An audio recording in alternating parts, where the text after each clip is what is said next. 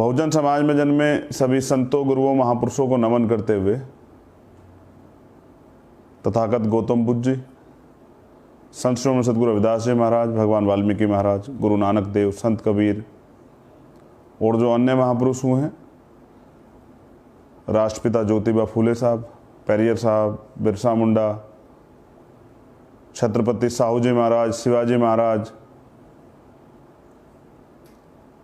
जननायक Kapuri Thakur, doctor APJ Abdul Kalam साहब, सैकड़ों ऐसे महापुरुष हुए हैं जिन्होंने परिवर्तन की लड़ाई लड़ी है। माँ फातिमा शेख, BP मंडल साहब, कमी नहीं है, बस आपको पढ़ने की एक बिहार के लैलिन किए जाते हैं, बाबू जगदेव प्रसाद। इतने नाम हैं कि मैं आपको गिनाता रहूंगा और आप उनकी हिस्ट्री पढ़ते रहेंगे तो एक जीवन शायद आपका बीत जाए, क्योंकि कोई नाम जो है वो खाली नाम नहीं, इतिहास है। विश्व रत्न, परम अनुसरणीय डॉक्टर बाबा साहब अम्बेडकर और मेरे रहबर, मेरे गुरु, मेरे आदर्श मान्यवर साहब श्री काशीराम। मैंने क्यों कहा कि नौजवानों के लिए, खासकर बहनों के लिए और भाइयों के लिए जो बहुजन मूवमेंट में काम कर रहे हैं और कुछ करना चाहते हैं, ये लाइव उन लोगों के लिए ज़रूरी है। 9 अक्टूबर 2006 मेरे रहबर, मेरे गुरु मान्यवर काशीराम साहब इस दुनिया से चले गए। आज 6 तारीख है, 9 तारीख को हम लोग उनका परिनिर्वाण दिवस मनाएंगे। वो चले गए, उनका सपना भी पीछे चला गया। फिर तय किया गया कि उनके सपने को पूरा करना है। और सपना क्या है? इस देश में सामाजिक परिवर्तन, आर्थिक परिवर्तन और राजनीतिक परिवर्तन, यानी कि समाज में जो भेदभाव है उसको खत्म करना है। आर्थिक परिवर्तन, जिस तरह की आर्थिक गैर बराबरी है कि अमीर अमीर होता जा रहा है, गरीब गरीब होता जा रहा है, जिस तरह से पूरा देश पूंजीपतियों के हाथ में है, ये आर्थिक गैर बराबरी दूर होनी चाहिए। और राजनीतिक परिवर्तन कि कब तक हम लोग जो हैं सिर्फ वोटर बने रहेंगे? क्या हम लोग इस देश में शासक नहीं बन सकते हैं? क्या हम लोग इस देश में न्याय करने वाले, न्याय देने वाले नहीं बन सकते हैं? और इसी एक लाइन में सारा सार जुड़ा हुआ है।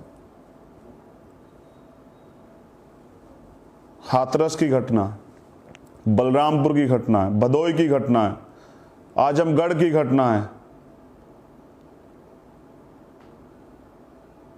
आज थाना गाजी वाले प्रकरण में न्याय हुआ है, आजीवन सजा हुई है उन लोगों को, जिसमें एक जयपुर में आंदोलन किया गया था। मेरठ की घटना है, कानपुर की घटना है, लखनऊ की घटना है, और कितनी घटनाएं हैं। ये तो वो घटनाएं जो मीडिया की सुर्खियां बन जाती हैं, आप तक आ जाती हैं।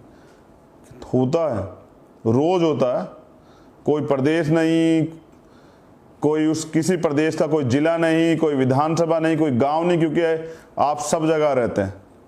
इसलिए आज आप सवाल करने लगे हैं, आज आप आवाज उठाने लगे हैं, आज आप बोलने लगे हैं, आज आप परिवर्तन चाहते हैं, तो आपको और आपकी जाति को सबक सिखाने के लिए किया जाएगा। क्योंकि हम लोग राजनीतिक व्यवस्था में परिवर्तन नहीं कर पाए हैं, हम लोगों की सत्ता नहीं है, तो न्याय के लिए हमें दर बदर भटकना पड़ेगा। हम पे हमले होंगे, हम ही को जेल में डाला जाएगा, हम पे मुकदमे किए जाएंगे, हम ही पे NSA लगाई जाएगी, हमें ही सजा होगी, हमारे मामले को बदल दिया जाएगा, और भी वगैरह वगैरह बहुत सारी चीज़ें। हमें डराया जाएगा, धमकाया जाएगा, क्योंकि हम लोग सत्ता में नहीं। मान्यवर साहब श्री काशीराम नाम नहीं है, इतिहास है। बाबा साहब ने संविधान में ब्लूप्रिंट बनाया, लेकिन उस ब्लूप्रिंट को अमली जामा पहनाया मेरे रहबर मेरे गुरु मान्यवर साहब काशीराम ने। और मैंने क्यों सिर्फ मान्यवर साहब काशीराम को अपना गुरु माना, ये के बाद, उनके संघर्ष को जानने के बाद, उनके सिद्धांतों को जानने के बाद, गौर करिएगा, सिद्धांतों को जानने के बाद, उनके त्याग को जानने के बाद और उनके दर्द को जानने के बाद मैंने उनको गुरु माना। कोई किसी को गुरु ऐसे नहीं मानता है भाई। जिसे आप गुरु मानते हो उसका अनुसरण करते हैं, उसके दिखाए रास्ते पर चलते हैं। मैंने गुरु इसलिए माना क्योंकि मुझ में उनके अंदर संत भी दिखाई देते हैं, महापुरुष भी दिखाई देते हैं, एक ऐसा व्यक्तित्व जो त्याग की मिसाल है जिसका कोई तोड़ नहीं, एक ऐसा महापुरुष जिसने अपने लिए कुछ नहीं रखा। तो उस संदेश के तौर पे पहले मैं काशीराम साहब के बारे में बात करूंगा आपसे, लेकिन मैं जो कह रहा हूं सुन लीजिए। हम लोग करने क्या वाले हैं 9 अक्टूबर को, जो संगठन और पार्टी के पदाधिकारी हैं वो अपने जिला कार्यालयों पे फिजिकल डिस्टेंस को ध्यान में रखते हुए, ये लोग कहते हैं सामाजिक दूरी, सोशल डिस्टेंस, वो इस देश में सदियों से चला आ रहा है, हमसे किया गया है। एक सामाजिक दूरी का ही आज तक हमें जो है आईना दिखाया गया और हमें कहा जाता है कि समाज का वो वर्ग है जिनसे दूरी बना के रखनी है। फिजिकल डिस्टेंस की बात मैं कर रहा हूं, शारीरिक दूरी बनाकर एक कैडर आपको जो है 3 घंटे का अपने अपने कार्यालयों पे करना है। और जो लोग कार्यालय नहीं पहुंच पाएंगे उनको, क्योंकि मुझे लगता है सिर्फ मोमबत्ती जलाने से, फूल चढ़ाने से, माला डालने से कुछ नहीं बदलेगा। मुझे लगता है कि अगर बदलेगा तो उनके दिखाए रास्ते पे चलने से, उनको पढ़ने से, समझने से, उनके दर्द को महसूस करने से और उनके सपने को पूरा करने के लिए दृढ़ संकल्प लेने से बदलेगा। तमाम जो साथी मुझे देख रहे हैं, पंजाब के लोग देख रहे हैं, गिन्नी बाजी दिख रहे हैं मुझे, हरियाणा से लोग देख रहे हैं, विक्की, मैं देख पा रहा हूं बहुत सारे लोग जो मुझे देख रहे हैं। मुझे देखने में बिहार के लोग भी अभी मुझे दिख रहे हैं, झारखंड के, छत्तीसगढ़ के लोग भी दिख रहे हैं, यूपी के लोग भी दिख रहे हैं, मुझे दिख रहे हैं उत्तराखंड के लोग भी जो मुझे देख रहे हैं, मुझे दिल्ली के लोग भी दिख रहे हैं। सब लोग धीरे धीरे मैं देख पा रहा हूं कि मुझे देख रहे हैं और सुन रहे हैं। जैसा मैंने आपको कहा कि सिर्फ इससे काम नहीं चलेगा, एक दृढ़ संकल्प लेके समाज के लिए कुछ करने के लिए, समाज को लूट खसोट करने के लिए नहीं, झूठे वादे करके अपना पेट बड़ा करने के लिए, अपने लिए महल बनाने के लिए, गाड़ी घोड़ा लेने के लिए नहीं, इस समाज के लिए कुछ करने के लिए, सदियों से लूटे पीटे सताए गए टुकड़ों बटे समाज को एकजुट कर कर कुछ करने के लिए मैंने लाखों लोगों की मांग पे आजाद समाज पार्टी का निर्माण किया है। जो सैद्धांतिक रूप से मैं ये कहता हूं कि बहुत सारे लोग तरह तरह की बातें करते हैं, एक बार सिर्फ और सिर्फ एक बार आप मान्यवर साहब काशीराम का जीवन परिचय पढ़े। उस 3 घंटे कैडर में सिर्फ और सिर्फ मैंने काशीराम साहब को नेता चुना क्योंकि मैंने उनके जीवन से जो सीख ली मैं उसको अपने जीवन में आत्मसात कर रहा हूं और मैं चाहता हूं आप भी करें, उनके दिखाने पर चलें। उन्होंने एक बात कही थी कि जिस दिन मेरे द्वारा बनाया गया विकल्प रास्ते से भटक जाए तो आप नया घर बना लेना। मैं इस बात को इसलिए नहीं कहता कि लोगों को लगेगा कि चंद्रशेखर अपने लिए बात कर रहे हैं, लेकिन चंद्रशेखर क्यों बात कर रहे हैं जानना बहुत जरूरी है।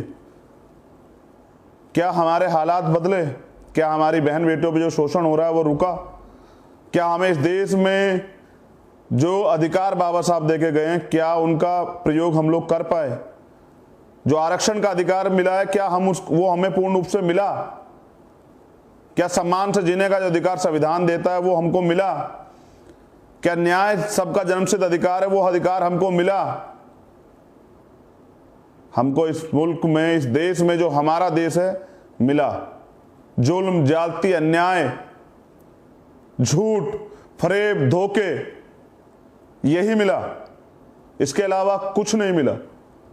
आप पे समय, आपके अंदर ऊर्जा है, नौजवानों के अंदर, आपके अंदर जो है, अगर आप मेरे रहबर, मेरे गुरु, मेरे आदर्श मान्यवर साहब काशीराम के दिखाए रास्ते पर चलें, उनके जीवन सिद्धांतों पर चलें, उनके सिद्धांतों को पढ़े। मैं इसलिए नहीं बता रहा हूं, मैं एक एक चीज जानता हूं, इसलिए नहीं बता रहा हूं कि जब उन्हें आप खोजेंगे, मेरे कहने के बाद पढ़ेंगे, जो व्यक्ति पढ़ेगा और उसकी आंख से आंसू ना निकला, उसने तकलीफ में अगर वो ना चिल्लाया, अगर उसने ये नहीं कहा कि उनके सपनों के साथ धोखा हो रहा है, तो मुझे जरूर मैसेज कीजिएगा।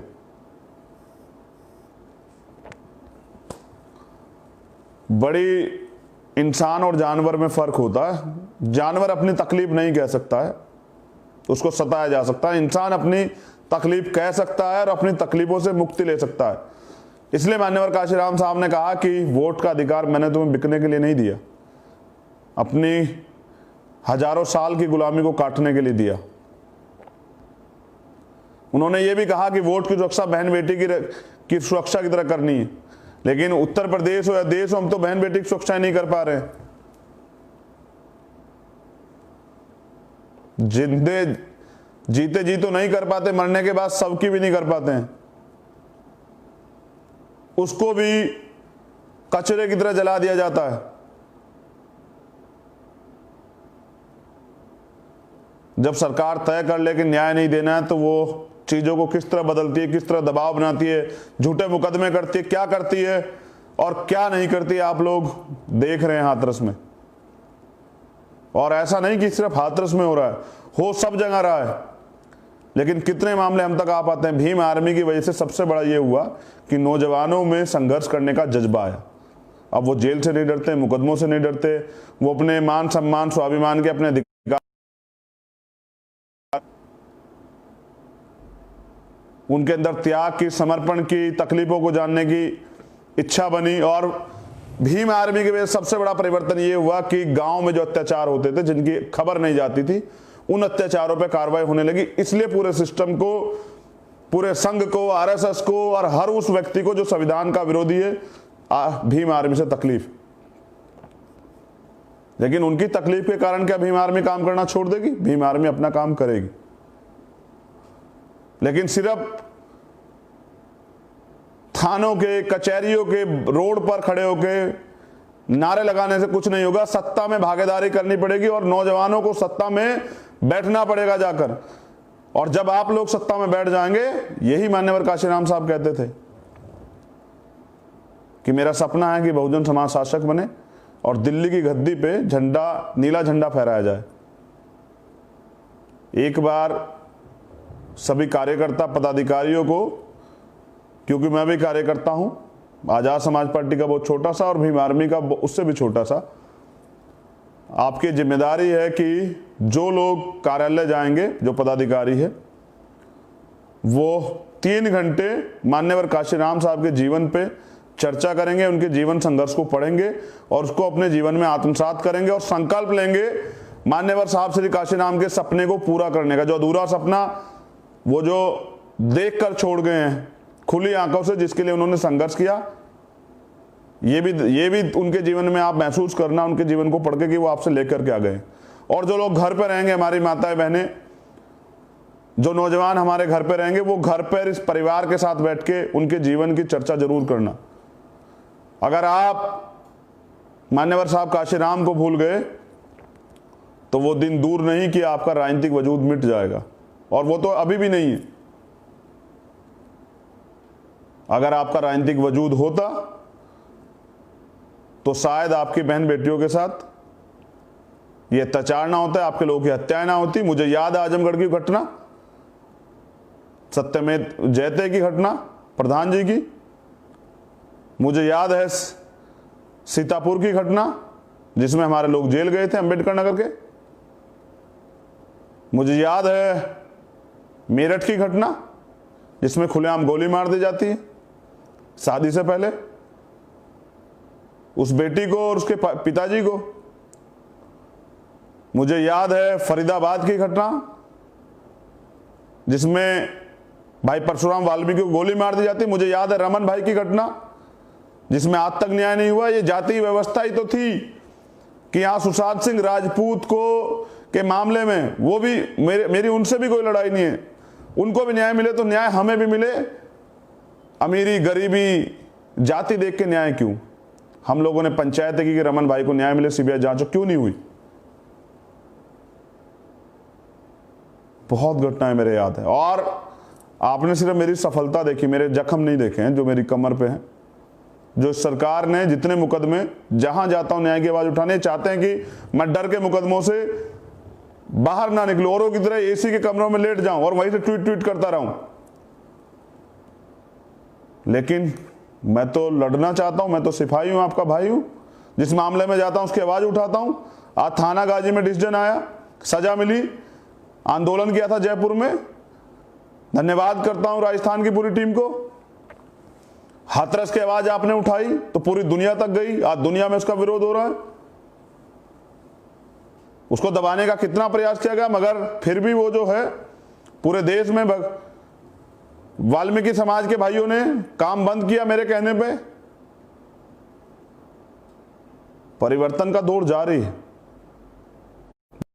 है कि हमारे लोग, हमारे परिवार के जो लोग हैं, ये क्योंकि इतने बार छले गए हैं, इतने बार ठगे गए हैं कि ये व्यक्ति पर देर से भरोसा करते हैं। जब उसके अंदर हिम्मत होती है, जज्बा होता है, शरीर में जान होती है, तब तक ये उस पर भरोसा नहीं करते। जब उस दिन उसका शरीर जर्जर हो जाता है, हिम्मत टूट जाती है, वो सिस्टम का शिकार हो जाता है, फिर ये कहते हैं कि आप संघर्ष करो, हम आपके साथ हैं।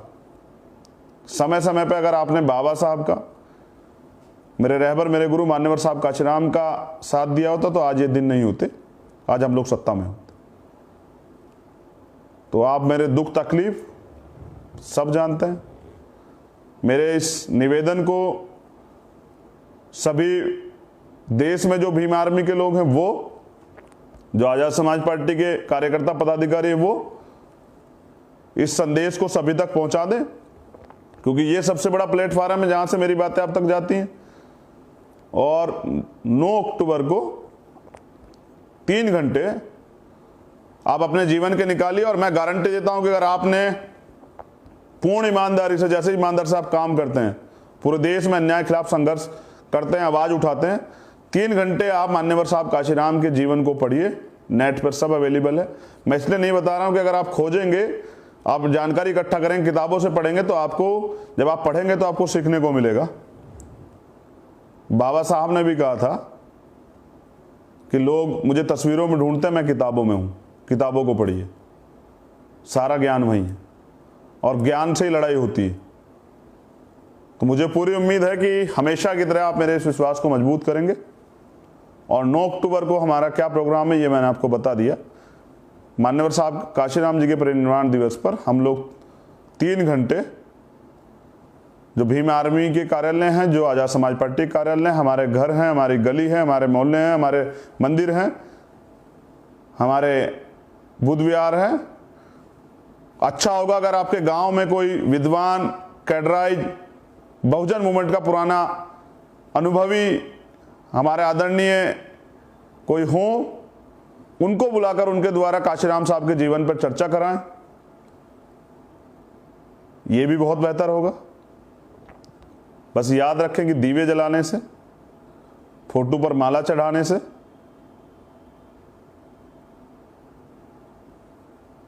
जयकारे लगाने से कुछ नहीं बदलेगा। तो विचारों की ताकत से और विचारों पर चलने से। और याद कीजिए, आखिरी लाइन में कह रहा हूं, फिर कह रहा हूं कि जो कौम अन्याय, जुल्म, जात के खिलाफ आवाज नहीं उठाती, वो लाशें उठाती, और यही हो रहा है। जो लोग लड़ रहे हैं उनको मेरा नीला सलाम। जो लोग अपने जीवन की परवाह, अपने कैरियर की परवाह ना करते हुए संघर्ष कर रहे हैं, उनको मेरा नीला सलाम। मेरी बहुत बहुत मंगल कामनाएं। मैं बार बार कहता हूं, फिर आपसे कह रहा हूं कि ये चांद सितारे मेरे साथ में रहें। अगर आपका हाथ मेरे हाथ में रहे। याद कीजिए, दोबारा कह रहा हूं, मैं बहुत बार कह चुका, आपके याद रहेगा कि ये चांद सूरज सितारे मेरे साथ में रहे, अगर आपका हाथ मेरे हाथ में रहे, और शाख से टूटकर गिर जाएं वो पत्ते नहीं, हम आंधियों से कह दे औकात में रहें। आने वाला कल आपका है। मजबूत भारत, प्रबुद्ध भारत, जिसमें बेटियों का सम्मान हो, जिसमें बेटियों की सुरक्षा हो, जिसमें आपको बराबर के अधिकार हो, आपके सम्मान की सुरक्षा हो, ऐसे भारत के निर्माण के लिए तैयार हो और सत्ता प्राप्त करने के लिए संघर्ष करें। जय भीम, जय भारत, जय संविधान। आपका भाई, आपका बेटा, आपका दोस्त Chandrashekhar Azad. Subscribe to my channel and also press this bell icon so you never miss any new updates, cause whenever we upload